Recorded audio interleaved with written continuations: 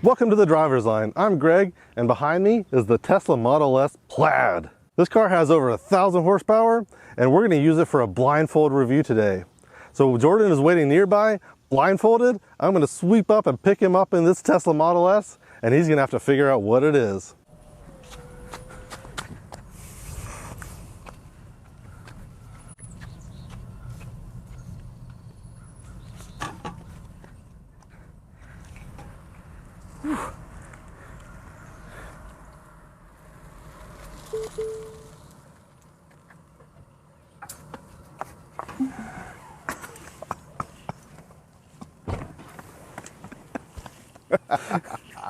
Oh, hello, Jordan.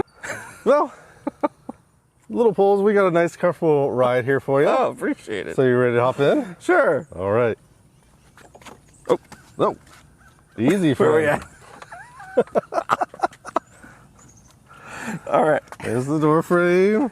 Oh, door frame. Okay. Oh, wow. Okay.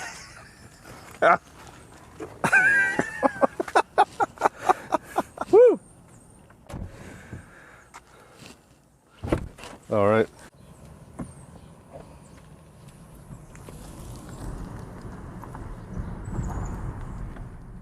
All right. Alrighty. Hey. Well, what are you thinking so far? Feels good. Feels very comfortable. Yes. Not gonna lie. I feel like you have spoiled me, sir. A little plush, maybe. Yes. Yeah, I felt the Alcantara coming in here. So, and it's very quiet. So clearly, this is either some type of hybrid or electric. Maybe. And the felt lining here in this cubby here make me think is some type of premium vehicle. So it's certainly not a Tesla.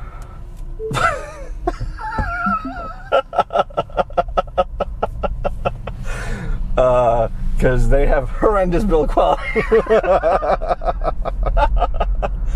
I'm feeling stitching on the doors. Yeah. I'm feeling stitching. Okay, all right. And feel free to ask anything you want to about it. Let's see. So this originally cost, when it was new, $140,000. Ooh. Okay. All right. 140 grand. I noticed the ride height. I didn't have to get in too low, but the angle of the windshield is quite raked. It is very raked. It is very raked. So that was interesting. So, are we talking European descent here? I'm not going to go quite and give that away. Oh! So maybe ask some other questions. I feel like once I tell you that, you're going to have a very good idea of what it is. Talk to me about power. How much power is this thing putting down? Because I know that you're not trying to get something that's slow. Yes, this has 1,020 horsepower. Oh, I'm sorry, how much? 1,020. 1,020 horsepower. Yes. And that, ow. And it probably weighs a ton. I think it weighs 2.5 tons. Well, that's fair. That's probably way more than that. How much range are we talking? Because clearly it's electric. That's pretty obvious. Yes, it is electric. I'll go ahead and concede that. But it has, I think it's about 350 miles of range. Okay. All right. Okay. That's pretty decent. Yeah. This is feeling very nice. It's very quiet. Oh, it's an EV. Yeah, but I mean, even the road noise. I'm saying there's other elements. That's true. I mean, NVH. Yeah, but they have to be quiet, right? Yeah. That's one of the challenges of an EV is it has to be quiet because you don't have any engine noise, you don't have any gearbox noise. Well, I will say, I test drove a Mitsubishi Outlander EV. Is this quieter? Well, yes, obviously. But it did not do a great job isolating any road noises, tire noise, that kind of thing. Okay. This is doing a very good job of that. It does. So I have to say, the ride is very comfortable. Yeah, very comfortable, very quiet. It's got air ride. So you can adjust the suspension if you want. It's got full regen. So if I lift off, we got a back seat. If I lift off the gas, you can feel it. Oh yeah. Okay. Yeah. It lets you do 1-foot driving. Oh, it is full. Yeah. Okay. All right. If you want it to be, you can change the settings, of course. Gotcha. It is not a split back seat. It is not a split back seat. So we are not in a Porsche Taycan. We are not in the Porsche Taycan. It is. It feels very premium though, and obviously for over $100,000, it should. Yeah, absolutely. I mean, unless we're talking about a Hummer EV. And you would have had to step up into that instead of It's certainly not that. falling down into this one. It is certainly not that. No. And that doesn't feel nearly as premium. Okay. As we found out in New York. Seat controls are on my seat, Yep. not on the door. Nope. So, not a Mercedes product. Not a Mercedes product. Okay. We're getting somewhere here. Now, does it have different sport modes and things? It's got 3 different modes. Okay. Wow, that was nice and quiet there. Yeah, I have not touched the brakes. Is this a car you're going to find yourself driving down the road? No. And why is that? For a multitude of reasons. Okay. Don't really want to go into detail in that, because again, that will give very clearly away what this is. And frankly, that statement probably already did. Interesting. Okay. Oh, we got we have a rather large sunroof here. Yep. Okay. All right. I think a lot of EVs nowadays have those. Oh, they do. It's like obligatory. It is obligatory. You got to have the big sunroof. Got to have something that differentiates you from all the plebes in their ICE vehicles. Indeed. Now, does this have the ability to like tint itself? I don't know. Okay, yeah. I only picked it up last night, so I don't know. The new Porsches do that. Yeah, the new Porsches do that, but I do not think this one does. No, but I'm not completely certain. We've already established this is not a Porsche, though. So. No, this is not a Porsche. Yeah, we've established that. Wait a minute. I think I know what this is.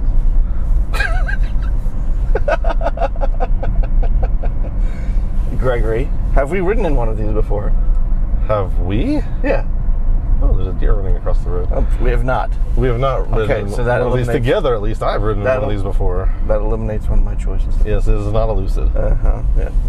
Though I would have totally chose that if there was one available. I'm sure. That was pretty cool. Yes, that was They were so really cool. awesome. That was such a nice car. This is a nice ride. That was very comfortable, honestly. I mean, there's nothing wrong with it.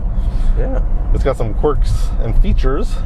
Ooh. Now, are any of these quirks or features something you could describe without giving away the car, or are they very specific to the vehicle? Okay.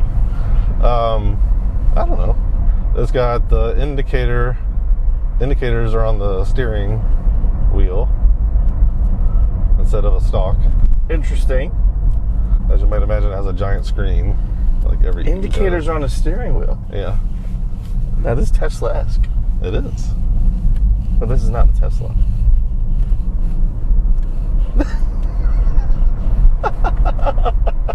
Or is it? It's up to you to decide. I'm not, you're trying to put me into a corner here, and I'm not going to let you do it. I know. Now, wait a minute. Now we have That's the screen. a screen here, and it is horizontal. It is. Okay. I mean, screens nowadays are so...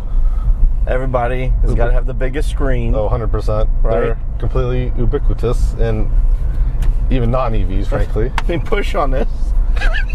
Let's see. I'm getting like the monkey from Zoolander vibes here.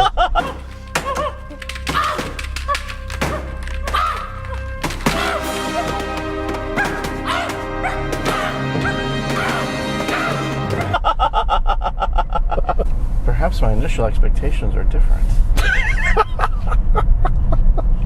My initial expectation. Well, because there's not a ton that have this style tablet, and when you mention indicators on the steering wheel, that leads me to believe that this is a Tesla Model 3. Right, manufacturer, wrong model. Model Y. Wrong. Shut the front door. Really? Yeah. Are we in a Model S? We are in a Model Whoa! S. All right. Remove your blindfold.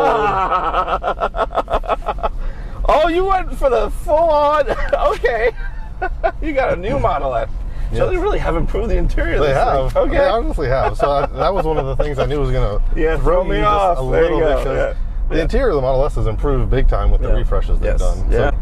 So my initial thought was maybe as I know that you are a fan of Audis, Yes. you had found an e-tron GT. Oh, that would have been sweet. But I know that they're pretty rare. Yeah, those are hard to find. Not many people are buying those. I've only seen one on the road. But Look at these indicators. They're so stupid. dude, I've never actually ridden in a Model S. Oh, you haven't? I've never been in one. Oh.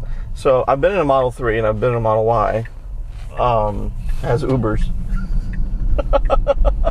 But this is a step up in terms of I would say the ride quality and the NVH. Oh yeah, I mean it's extremely quiet. Yeah. Build quality is good. There's not a lot of rattles or anything. It's a 22, so Okay. it's about 2 years old at this point. Yeah, well, this seems definitely upgrade over that. Yeah, and one of the things I actually prefer in this versus like the Y and the 3. Mm-hmm. I haven't actually ever driven an X, and of course the stupid Cybertruck. But Yep.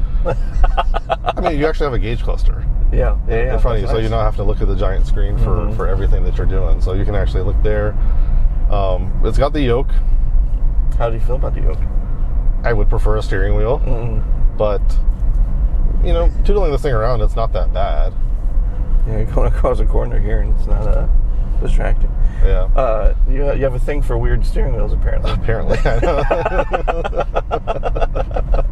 The Corvette with its squircle and with the yoke. Although that's certainly much more conventional than this one. Yeah. And this screen is tiltable? Or no, it's not. No, I think it makes it look like it is. Yeah, I think it's fixed. Okay, well, I don't want to break anything. Yeah, let's try not to. Since you have to buy. I had a feeling in the beginning, so it was either e-tron GT. I thought it could be like a Tesla, but I was like, is he really going to go the Tesla route on the first one? So when I felt the Alcantara, that told me, I was like, you're like, I might be in a Porsche or an Audi. This might be something fancy. I didn't realize that they had a Alcantara on these, but they do on ones with $140,000 price tags. Apparently, this is well optioned. Very well optioned. And then the other thing, the vents, how they are not directed at you necessarily. I know it's a little strange. Yeah. No. But again, I mean it's very comfortable, quiet. I think this is a cool vehicle. I'm not necessarily sure it's one for me. I can see what you're saying. Yeah. I don't think I would ever buy this for myself. Okay. But it's interesting. It's quirky. It's interesting. It's got a lot of, and frankly, I think this is the best Tesla they've ever made. Oh, for sure. It stinks that their second car was their high point. Right. What do you mean? You don't think the Cybertruck is there? No, the Cybertruck is not the high point. Steer by wire? Yeah. Yeah. I saw one the other day. No, steering feels nice and direct in this. It does, yeah. And it's pretty flat. And I'm actually genuinely surprised how quiet it is. I understand it's quiet, no engine point of view, but road noise is minimal. Yeah. It is very, very, very sterile in here. Isn't it? It's incredibly sterile. But again, that's like Tesla's aesthetic, though, right? Like, I mean, everything is sterile. Yeah. Like, the interior of the new Cybertruck, they could have gone like full Mad Max with that, but it's just plain. That's true. I mean, when you're designing a car as a tech company, I guess that is your go-to, right? Yeah, it's your prerogative. It is what it is, but trying to make it Apple-like. Yes. So this isn't the Plaid one, though. This is the Plaid. It is the Plaid. 1,020 horsepower. Oh, that's right. You said 1,000. So we're gonna take this somewhere fun then? Huh? Well, unfortunately, the Turo host that I've gotten this from has restricted this to chill mode. No! Which is why we are returning it early. That is rude. Right. It was advertised as a Plaid. It was advertised with 1,020 horsepower. Oh. And this is full throttle. No way. Now, I mean, we're all very aware of the performance that these cars have, obviously. Yes. So we're going to have to grade this thing on everything except for performance. Yeah, no doubt. Because this is not fair to the car. We don't want to penalize the car for a decision made by the Turo host, which he says is for safety reasons, which fair. I mean, you just don't want some rando coming into your 1,000 horsepower car, but then also maybe make that clear in the listing. I will say, getting into it, it does feel higher quality than what we've been led to believe generally speaking, about Tesla. I would agree with that. That is a very clear point because, you know, I always thought, you know, Tesla mismatched panels, this, that, but, you know, again, I've only had this a very short period of time at this point, but I have not seen anything that really stands out to me. There's like a weird fold in like the weather stripping right here, but, you know, that's kind of being picky. Yeah. They have been building this for a while now. They have. I mean, yeah, since 2012. Yeah. So they should have everything screwed together right, I imagine. And you know, Tesla's, you know, methodology is iteration, right? So they're, you know, just continuing to improve their product with every cycle that they kind of go through. Yeah. Obviously, they've had a few major revisions, I think, in like 2016 and 2022, maybe even. But there's just a couple of revisions along the way. Right. You know, one that, you know, updated the exterior, and then another that updated the interior. Right. And then, of course, the Plaid came out, I think, in 2021. So they just brought that whole new level of performance with the 3 motors versus they previously maxed out at 2. Right. Yeah.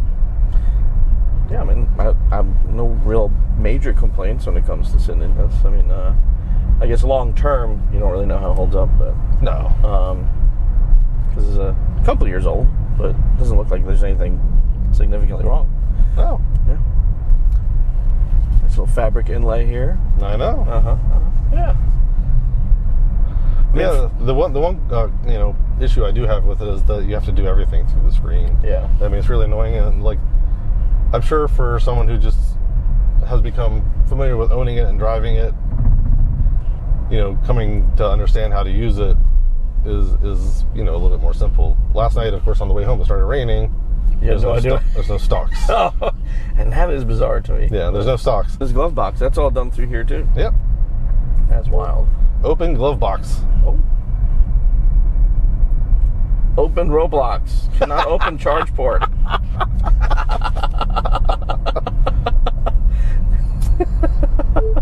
Open glove box. There you go. All right, there we go. I can't believe I went with Roblox before glove box. Interesting. It just drops down. Yeah. So you know what? Here. Put it in your lap. I'm pissed that you wanted to open the glove box. For the price of these, when they're new, I'm not sure I would really dive into that. No. For over 100,000. But when you're looking at depreciated, a depreciated one is a tremendous value. Like some of these Plaids, like the earlier ones, the 21s, have been trading on Cars and Bids for like in the 60s, which is just a tremendous value. Yeah. I will say the one thing about these indicators on the yoke. Yes. Which I did lie. I said I had a steering wheel earlier just to try and throw you off a little bit. Because if I say yoke, you know exactly what it was. Literally just 2 cars on the market that have it. Why didn't they follow Ferrari and just put the right indicator on this side and the left indicator on this side? I've always wondered that. And so it's got left and right on the steering wheel right here, which is just very odd. Very odd and frustrating. Especially coming from a software company. Like, you would think that they'd sort that out pretty easily. Yes. Yeah. I still don't understand why we've gotten rid of stuff. I don't either. It's like the anti-Porsche. They're like, you cannot have anything on the steering wheel. No. Only for driving. Only for driving. Enjoy the car. Let's put everything on the steering wheel. Or on this touch screen. But yeah. I will say, still prefer the Lucid over this. Oh, 100%. Yeah. The Lucid is way. The Lucid literally feels like a second generation Model S. That's a really good point. Yeah. I mean, that is really true. The Lucid Air is just a really nice vehicle. Yeah. Like, I mean, if I was looking for an EV and had a little bit more money than I have, that's what I would go with. A lot of us do. Yeah. Oh yeah, for sure. I mean, but it's not that far out of the realm of possibility, right? Like, it is expensive, yes, but you can get a brand new Lucid Air Pure for $69,000. I mean, that's a pretty good deal considering the appointments on the inside. Mm-hmm. It's definitely a step up from this. Definitely a step up. That was just. I can't say enough good things about it, you know. So I really hope Lucid hangs on to make the gravity. I'm surprised how small the battery charge level is. Like on the bottom, they're like, it's right down here. You're fine. You're fine. It's all right. Relax. Are you feeling any range anxiety? Not with 236 miles. That is something I don't understand. Like, there's a lot of folks who are like, we need more range. We need more range. I'm like, who drives more than that much? Listen, if you're driving more than that much a day, you're a trucker. Yeah, exactly. Well, you need to move closer to work. Yep. Like, something's wrong, Yeah. right? So I think a lot of it is charge speed is where, the next really focus is going to shift to. Well, that and frequency of charging locations that are, at least for sure. the DC fast charger type. I mean, there's just not enough. I read, someone on Threads that posted that they were going on a road trip and they rented, I think it was an Ioniq 5. Mm-hmm. And, they wanted to experience what it was like, and they were going from DC area to Eastern North Carolina. Okay. And Eastern North Carolina as well as I do. Yep. And there's not a lot. Yeah. Once you get past Raleigh and until you get to the beaches, not a lot of anything. There's not a lot, and so they actually had a lot of issues. Like they got to their hotel, all the chargers were broken. Mm-hmm. So there's 4 chargers at their hotel and they were all broken. And they had another stop along the way that didn't have a charger functional. So most of the chargers they went to were fine, but that's the challenge, right? Yeah. Is the reliability of the chargers. And you don't go to a gas station and have the gas pump be broken. Yeah. Like that never happens. Yeah. Very, very, very infrequently. And if it does happen, it's not like it's the entire station. Right. Like, like when you go to a charging location, there's rarely more than 1 or 2. It's like, unless you got a Tesla supercharger area. Yep. But yeah, I mean, you're absolutely right. The infrastructure is still not there. I guess that is what makes plug-in hybrids a good case recently. Yeah, good case, except for their efficiency, right? Yeah, like you're lugging around both the battery and the engine. Like it's just, it's not the answer either, but it's a good stopgap. Yeah, stepping stone. Yeah, a stepping stone. Yeah. So people are actually fully comfortable going to EV, but you live near Charlotte, I live in Greensboro. Mm-hmm. We could both be fine with an EV. Yeah. Oh, for sure. It definitely feels better than what a lot of people talk about Teslas. Yes. I will say that. I would absolutely agree. I've been hard on Tesla. I've joked about it too. For sure. But as far as this Model S goes, it's not a bad car. Oh, for sure, yeah. But then again, the problem is that the Model S is very long in the tooth compared to a lot of its competition. Yeah. So you look, you've got the Audi RS e-tron, you've got the Taycan, you've got that ugly Mercedes blob thing, the EQS. So, I mean, it's pretty well dated compared to those guys. Yeah. I mean, even when you look at the electrified like Genesis models too, they offer a lot more for your dollar. Yep. All right, so that concludes our test here of the Tesla Model S Plaid. So Jordan, what did you think of the Model S Plaid? Yeah, so I mean, I have to say when I initially got in there, you threw me off a little bit. I had a feeling you were going to go with something electric, and a Tesla would have been the obvious choice. They're a market leader. But after everything we've read about and seen, the build quality actually was pretty impressive when we first got inside of it. It was, honestly, I was pleasantly surprised with the build quality. The materials feel great. The panel gaps are very, very minimal. It's really no different than any mass market car. Yeah, I mean, I didn't really feel like I was sitting in a penalty box in any way. And I think for the price, it's relatively competitive in its market segment. Yeah, I mean, 140 grand is still a stretch. Not gonna lie, sure. but again, a big part of that is the Plaid, which we didn't get to experience today. But the interior doesn't really feel like $140,000 to me. It's a little too basic, a little too sterile, I think was the good word that you used. I would, if I was purchasing one, what I mean by that is definitely go with a used model, or leasing it. You're not really affected too much by that $140,000 price tag, right? Exactly. But I think when you look at the other competitors that are coming out with their like second generation, basically of this model, when you look at like a Lucid Air, for instance, right? Its interior appointments are definitely way better. Like significantly better, right? I mean, not to say that this is bad again. Exactly. This is fine, but the Lucid earns its price point. Right. However, when you look at the technology that's inside this thing, I am one who definitely believes in the analog experience, but I can certainly see how for some people who are dealing with a lot of traffic and mayhem, there's a lot of nannies in here, which for them could actually be a really good thing. It can make your life a lot easier. Yep. And also, I mean, in some ways, it's kind of like a party trick, to be honest with you. But the people who are buying this car definitely want to look for features that make you want to stand out. And this car contains a lot of those features. I mean, the reversing system and how it can automatically detect which direction you want to go. That's pretty cool. That's in beta, though. It is in beta, but that's pretty cool. It was cool, and we tried it out. It actually works. It works well. It senses which direction you want to go. You have to press the brake before you decide to go, so it's like a double check. Yeah. So you don't just randomly start crashing into things if the car guesses wrong, which is nice. And, you know, we complain about the turn signal buttons being on the steering wheel. They should put one on each side of the wheel. For sure. Easy fix, but the turn signal is smart enough in itself to know when you're complete with a lane change.